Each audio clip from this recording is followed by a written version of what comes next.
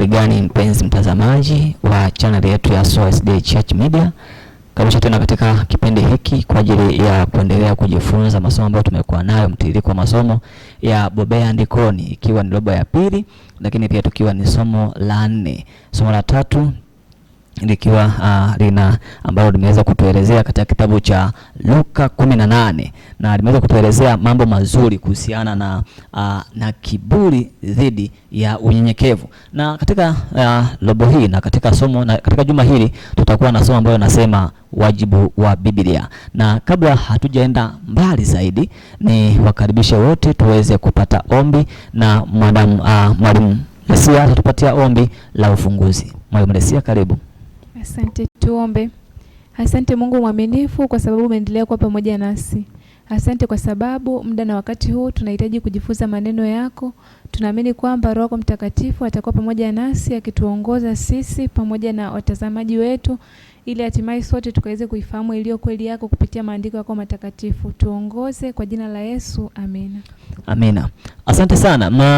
Mbele yako katika siku ya leo tunao walimu kadhaa ambao tuko nao, tutaendelea kujadili pamoja lesoni. Naye Mwalimu Lesia ambaye katika mkono wangu wa kulia, lakini mkono wangu wa kushoto hapa ni naye Mwalimu Anoda ambaye naye tuko naye katika studio leo tukikuletea Bobea Andikoni kwa kina zaidi. Tunaye Mwalimu Gode ambaye naye atakuwa pamoja nasi akituelezea mambo kadha wa kadha. Tunaye Mwalimu Kwando ambaye naye leo nadhani inaweza kuwa ni siku ya kwanza kumuona, naye atatuletea kwa utukufu wa Bwana mjadala mzuri katika siku ya leo. Siku ya leo tunajifunza wajibu wa Biblia katika juma hili. Na katika juma hili fungu letu elekezi liko katika Timotheo wa pili sura ile ya 3 na aya ya 10 mpaka aya ya 17. Sasa natamani sana tufahamu na tujue kwamba wajibu wa Biblia ni nini. Kumbuka kwamba kila mmoja ukiangalia katika simu, lakini pia kuna wengine ambao Biblia wanazo ambazo ni hard copy. Kwa hiyo kila mmoja ana nakala ya Biblia. Inaweza kuwa ni wachache ambao wanakuwa hawana nakala hizo. Sasa Mwalimu Anoda, wajibu wa Biblia hasa ni nini? Asante mwalimu. Wajibu wa Biblia hasa ni kutuongoza, kutuhekimisha, kutuonya na kutukamilisha tuwe watu kamili ambao tutakuwa tukijitenga na uovu.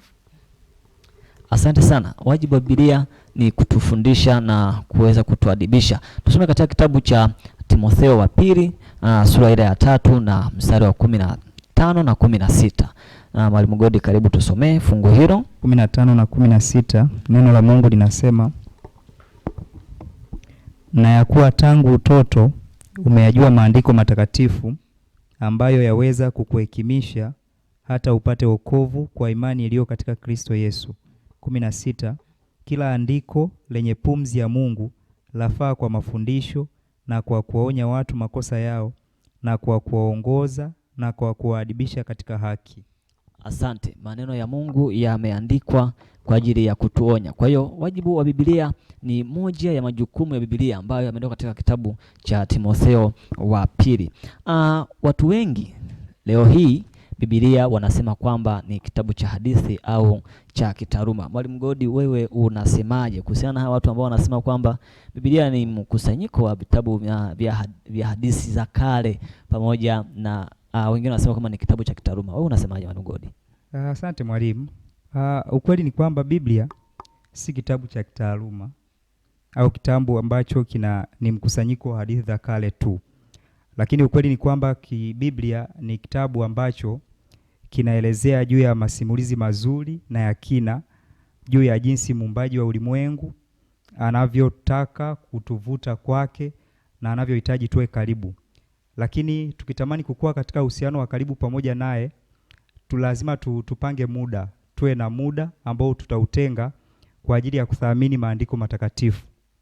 Na kwa nini tunahitaji kufanya hivyo? Tunahitaji kufanya hivyo kwa sababu neno la Mungu li hai, lakini pia lenye nguvu.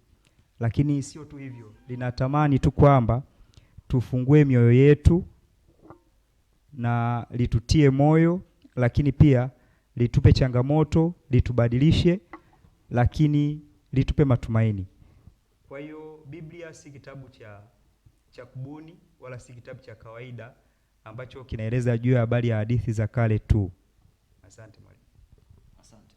Asante mwalimu, nadhani mwalimu ameelezea vizuri. Biblia sio kitabu cha kitaaluma au mkusanyiko wa hadithi tu, ni kitabu ambacho kina maelekezo. Kitabu ambacho kimejaa maelekezo ya namna ambavyo sisi wanadamu tunaweza kuishi katika maisha yetu ya hivi sasa. Lakini maelekezo yaliyopo katika Biblia ni maelekezo ambayo yanaamua hatima ya maisha yetu sisi sote. Ikiwa aidha tutafaa kwa ajili ya uzima wa milele, ikiwa kama tutafuata maelekezo yaliyopo ndani ya Biblia, au ikiwa tutakuwa ni watu wa kupotea milele. Kwa hiyo si kitabu tu ambacho ni cha kawaida au kina hadithi za kawaida, ila ni kwa ajili ya maisha yetu ya sasa, lakini pia maisha yetu ya umilele. Asante sana. Biblia sio kitabu tu cha hadithi za kale, lakini ni kitabu ambacho kimebeba hatima ya maisha yetu. Na vivyo hivyo kimeelezea pia kuhusiana na mkombozi na fundi stadi ambaye aliuumba huu ulimwengu. Kuna wakati ambao sasa, kwa sababu mwalimu Goda alisema tunatakiwa tutenge muda kwa ajili ya kujifunza na kusoma Biblia, si ndio? Sasa kuna wakati ambao uhusiano wetu na Mungu unaharibika. Mwalimu Kwando, unafikiri shughuli za kidunia zinaathiri vipi uhusiano wetu pamoja na Mungu, na nini ambacho kiko nyuma ya pazia? Karibu. Asante sana mwalimu. Tunajua Mungu anaongea na sisi, anajifunua katika maisha yetu kupitia neno lake.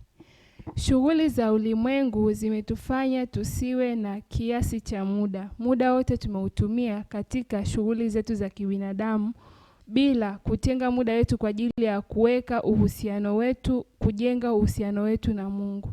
Kwa shughuli za kidunia zimetufanya kuwa bize na kazi za kiulimwengu bila kuweka uhusiano, kuwa na mahusiano karibu na Mungu. Na nyuma ya pazia kinachotufanya tuwe hivi ni shetani. Shetani anajua kwamba tukiwa karibu, tukisoma neno la Mungu, tukiwa na muda mwingi kwa ajili ya kutafakari maneno ya Mungu, kwa sababu anasema basi njooni tusemezane, anajua kwamba sisi tutatoka upande wake. Kwa hiyo yeye hatakosa nguvu. Ndio maana kilichopo nyuma ya pazia kinachotufanya sisi tusiwe karibu na Mungu wetu ni shetani. Asante. Asante sana. Kwamba shetani ndiye ambaye yuko nyuma ya pazia. Tunakosa kiasi, mwalimu Anoda, tunakosa kiasi cha kulisoma neno la Mungu. Tunakosa kiasi katika shughuli za dunia.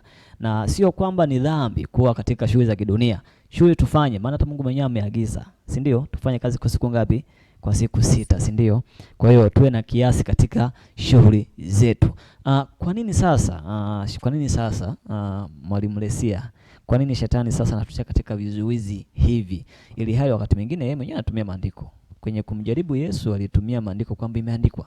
Sasa kwa nini anatutia katika vizuizi kama hivi? Asante. Shetani anafahamu kabisa anapingwa. Na shetani anasoma maandiko na anafahamu vizuri, wenda anafahamu vizuri kuliko hata sisi. Na ndio maana hata kama mwalimu anavyosema kwamba wakati anamjaribu Yesu pale jangwani, alikuwa anamwambia imeandikwa. Sasa shetani anafahamu kwamba Mungu anatupenda sisi wanadamu, na lengo la Mungu ni kwamba sisi sote tupate uzima wa milele. Sasa shetani anatamani sana sisi tupoteze uhusiano wetu na Mungu, ili hatimaye tuweze kupotea pamoja na yeye, kwa sababu unajua kwenda pia apotee peke yake, anatafuta wadau. Kwa hiyo anatamani sana sisi tuweze kupoteza uhusiano wetu na Mungu ili tukose uzima wa milele ambao ni ahadi iliyopo katika Biblia. Asante. Asante sana, kwamba shetani anatafuta wateja. Ni kama uko na biashara, ikikosa wateja unakuwa ni biashara yako haina maana. Kwa hiyo anatafuta wateja. Wateja unawapataje? Sasa ameona wateja wake wote wanapenda sana Biblia, na yeye yuko kwenye Biblia anawatafuta wateja wake. Lakini shetani anajua kwenye Biblia ndiko ambako mtumishi wa Mungu anapata nguvu ya kumshinda. Kwa hiyo anatumia kila namna, anatumia shughuli za kidunia, anatumia wakati mwingine anatutia katika uzembe ambao unatufanya tusisome Biblia, tusigundue mbinu zake. Yeye unajua, ukiwa kwenye uwanja wa vita, ili uweze kumshinda adui lazima usome mbinu zake. Kwa hiyo shetani yeye anajua yuko kwenye vita. Ameshasoma mbinu za Mungu, akaona kwamba kumbe Biblia ndiyo ambayo umeelezea mbinu zako ambazo umewapa wanajeshi wako wanishinde. Kwa hiyo amesoma na yeye anapita mle kwenye zile mbinu. Kwa hiyo lazima tuwe wajanja, bila shaka. Lazima tuwe wajanja pia na sisi tuchangamke vizuri. Biblia ndiyo ambayo inatuelezea na kutuisha katika mahusiano mazuri na Mungu. Kumbuka tu kwamba tunatakiwa kukua katika uhusiano pamoja na Mungu. Kuna maneno kadhaa ambayo natamani ya kutie moyo. Yaweza kuwa umetanga mbali na uhusiano wako na Mungu umekuwa na kusuasua sana. Wakati mwingine unaanza kujiuliza kwa sababu Mungu ameenda mbali. Mungu yeye anabaki thabiti, maana rehema zake hazikomi. Lakini sio hivyo tu, na hata tunapokuwa tunachagua sisi, tunapochagua njia zetu wenyewe za kumpuuza, yeye bado anatusubiri. Bado hutusubiri tuweze kurejea na kurejesha mahusiano ambayo yametanga mbali. Kumbuka, lazima tuweze kufahamu na kujua mamlaka na kujua vizuri Biblia. Kwa hiyo wajibu Biblia mojawapo ni kutufundisha, na mamlaka kama hayo yametolewa. Na watu wengi leo, Mwalimu Kwando, watu wengi leo tunasoma Biblia, lakini hatuoni mamlaka yake au athari zake za maandiko matakatifu. Shida iko wapi unadhani? Asante mwalimu. Mara nyingi katika maisha yetu tumekuwa tu ni wasomaji wa neno la Mungu, lakini sio watendaji wa neno la Mungu. Tumekuwa tukisoma Biblia kwa mazoea, tunaiendea Biblia sio kwamba itusahihishe, bali tunaendea Biblia kwa matamanio yetu wenyewe. Aidha, tunataka tupate kufarijiwa na Biblia, au tunatafuta mistari ambayo inatupa furaha, lakini sio mistari ambayo inataka kutuonya. Na pia wengine tunaiendea Biblia tukitaka kuirekebisha au kuisahihisha. Ndio maana Biblia imekuwa haina mamlaka katika maisha yetu. Asante. Asante sana. Na Biblia tumefika sehemu tunasoma sehemu ambazo zinatusaidia kuweza kwenye mambo yetu. Yaani unasoma ile sehemu ambayo inakusupport kile ambacho unakifanya, unasema hapa ndo pananifaa. Ila kwenye masehemu ya kumbuka, kwenye Timotheo wa pili tumesoma pili sura ya 3:15 na 16 inasema kwamba inafaa kutufundisha lakini pia kutuonya, si ndio? Kwa hiyo watu tunataka tu tunaenda pale tunataka tupate nani yako aituadibishe, lakini hatutaki kutuonya. Maana mtu anasoma tu vitu ambavyo vinamsupport, lakini kwenye kuonywa mtu anapakimbia. Kwa hiyo mwisho wa siku ni kwamba tunakuwa ni watu ambao sio kubadilika, maana hatutaki maonyo ya Biblia. Biblia inasema Mungu anasema kwamba ni heri kuonywa na nani? Na Mungu. Usikasirike Mungu anavyokuwa anafanyaje, anavyokuwa anakuonya. Pia tusisahihishe Biblia. Yaani usifika sema ukasema hapa yaweza kuwa maandishi alikosea. Biblia haijawahi kukosea. Maana kama ni hivyo, Biblia itakuwa ni hadithi, ni kitabu cha hadithi ambacho mtu anaweza katunga mwenyewe akabadilisha. Leo ameleta version nyingine, kesho ameleta kingine, anasema hapa kidogo nilikosea, anaandika hivi. Kwa hiyo Biblia sio kitu kama hicho. Lakini pia unaweza kujiuliza, je, Mungu anapuuza akili zetu? Asante. Kwamba Mungu anapuuza akili zetu? Hapana, Mungu hapuuzi akili zetu. Na ukweli ni kwamba yeye ndo ametupatia hizo akili. Sasa hawezi akatupatia akili alafu azipuuze. Mungu anachokihitaji ni kwamba anataka kuongeza maarifa kwenye akili zetu. Ndio maana ukisoma katika kitabu cha Isaya sura ya 1 mstari wa 18, Biblia inatuambia kwamba Yesu anasema, haya njoni tusemezane. Yaani sisi twende na akili tukasemezane na yeye, ili aongeze maarifa kwetu, ajaze maarifa na hekima nyingi kwetu. Kwa akili zetu pia Mungu hazipuuzi, ila anazijaza na kuziongezea kwa kadri ya vile ambavyo mimi na wewe tutamwendea. Asante sana. Mungu anatutaka tufikirie, si ndio? Mwalimu Kwando, una cha kusema? Mungu anataka tufikirie. Anataka tufikirie, lakini pia anataka kutumia akili zetu. Na je, kuna wakati ambao Mungu anaziamini akili zetu? Kwa kweli mwalimu, akili za mwanadamu ni za mwanadamu tu. Akili zetu hatuwezi tukafananisha na akili za Mungu. Isaya 55 ile sura ya 8 inasema ya kwamba, maana mawazo yangu si mawazo yenu, wala njia zenu si njia zangu, asema Bwana. Kwa hiyo mawazo yetu sisi ni tofauti na Mungu. Tukijaribu kutaka sisi akili zetu, yani Mungu afanye kile ambacho sisi tunakifikiria, tutakuwa tukiishia pabaya kila siku. Labda nikupe mfano huu. Je, umeshawahi kumshuhudia mzazi ambaye anamnyima mtoto wake kiwembe? Mtoto anaona anaonewa, lakini kama mzazi ataruhusu matakwa ya mtoto achukue kile kiwembe, kitamjeruhi. Mwisho wa siku atapata jeraha. Kwa hiyo anaanza kutibu tena. Kwa hiyo fikiria mfano huo, uchukulie kwamba mzazi mfano awe ndio Mungu, mtoto ndio mwanadamu. Kwa hiyo ndivyo tulivyo. Mungu mawazo yake sio mawazo yetu. Asante sana kwamba Mungu mawazo yake sio mawazo yetu. Kwa maana hiyo ni kwamba wakati kuna na Mungu mara nyingi sio kwamba anatupatia kwamba sisi ndio tufanye kila kitu, lakini tunatakiwa tuende kujifunza katika maandiko, tufanye kile ambacho Mungu yeye anakielekeza tukifanye. Maana kama Mungu ameelekeza kitu fulani, usifike sehemu ukasema sasa mimi nina kitu fulani nataka nikifanye. Mungu hakitaki hicho. Ndio mwalimu Arnold hapa amesema kama una mtoto alafu anataka kuchezea wembe, wewe ukitaka nani, kuna watu wanasema kwamba mtoto akilia wembe mpe, si ndio? Mpe. Lakini kwa Mungu hiyo kitu nini? Hiyo kitu haipo kwa Mungu. Kwa sababu kama akikupatia kitakudhuru, halafu yeye ameshaingia gharama kubwa ya kutusaidia na kutuokoa sisi. Na ndio maana maandiko yanatupatia mwongozo wa kuweza kuishi. Kwa hiyo akili zetu sisi kwa sababu zina dosari, kuna wakati ambapo zinamweka Mungu kando. Yaani kuna wakati ambapo akiruhusu tu akili zetu, maana tukiendelea tu kuna nini, unafika sehemu tunamweka kando Mungu. Mwalimu Godi. Na ndio maana pia Mungu anaeleza katika kitabu cha Mithali 23 aya ya 4, anasema usijitabishe ili kupata utajiri. Acha kuzitegemea akili zako mwenyewe.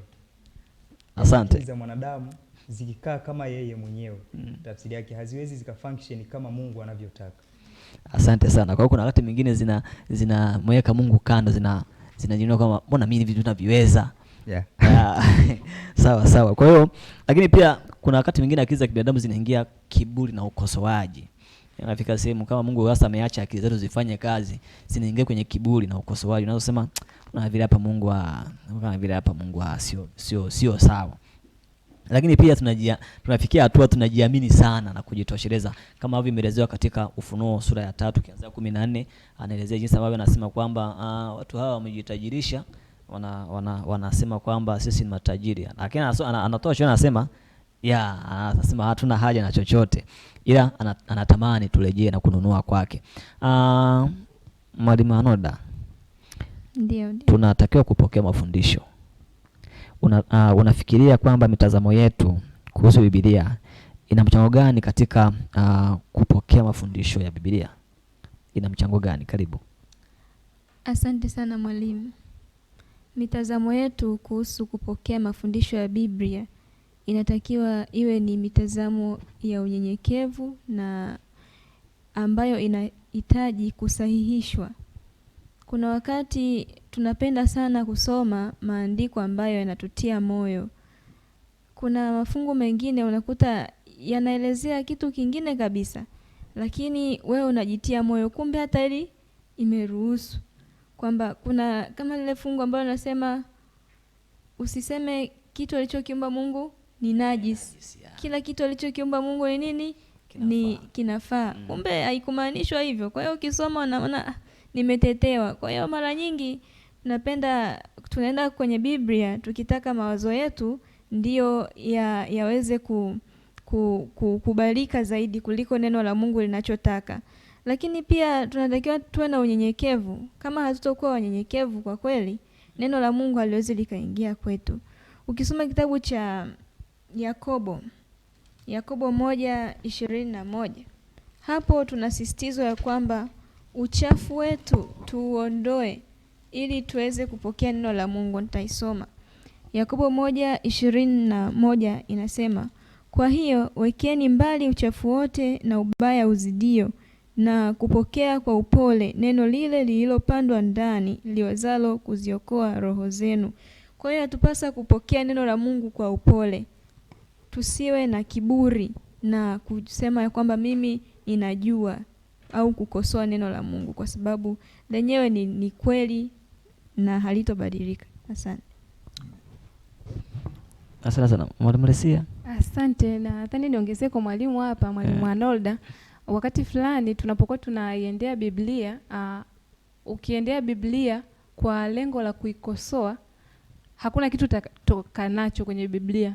Lakini tunapoiendea Biblia kwa lengo la kujifunza, yani unaenda ukiwa kama mwalimu alivyosema, tunaiendea kwa unyenyekevu ili itufundishe, ituonye na ituhekimishe, tutakuwa tayari kupokea mafundisho yaliyopo ndani yake. Lakini wakati fulani kama walimu wenzangu ambapo wameendelea kuelezea hapo kwamba tunaenda tukiwa tayari tuna mawazo yetu, tunataka tuhalalishe kile tunachokiwaza sisi kupitia neno la Mungu, lakini Biblia inatutaka kwamba twende tukiwa tuna lengo la kufundishwa na hili neno la Mungu.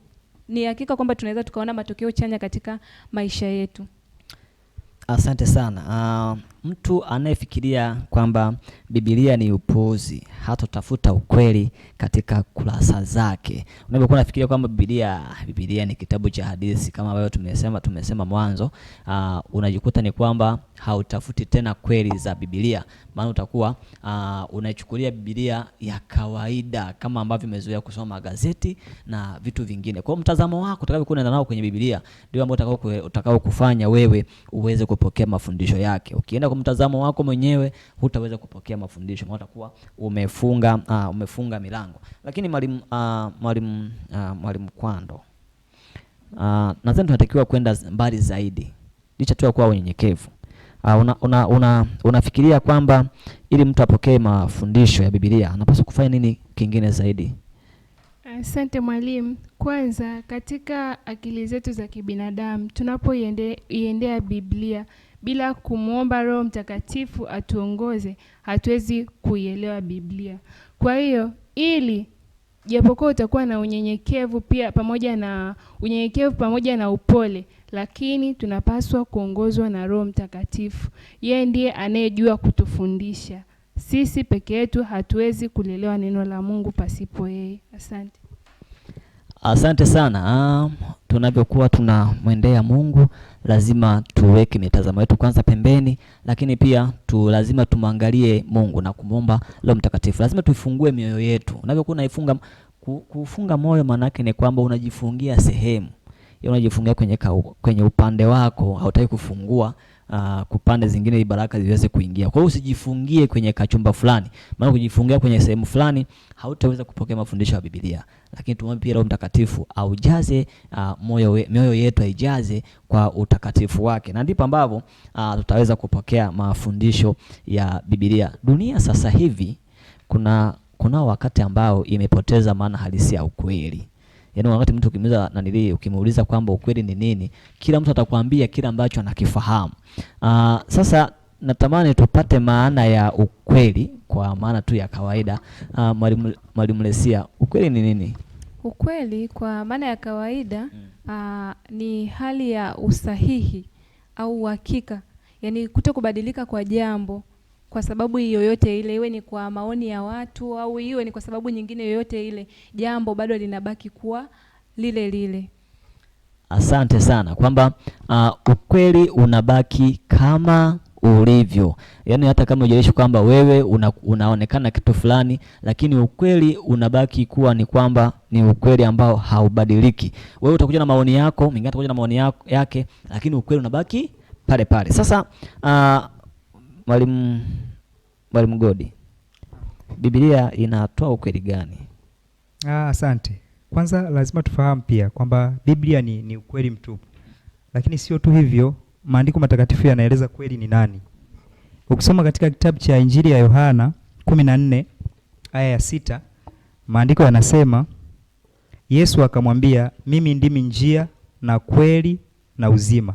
Mtu haji kwa Baba ila kwa njia ya mimi. Kwa hiyo Yesu Kristo mwenyewe ndiye kweli. Na ikiwa ni kweli, tafsiri yake ndio kiini pia cha maandiko matakatifu. Asante.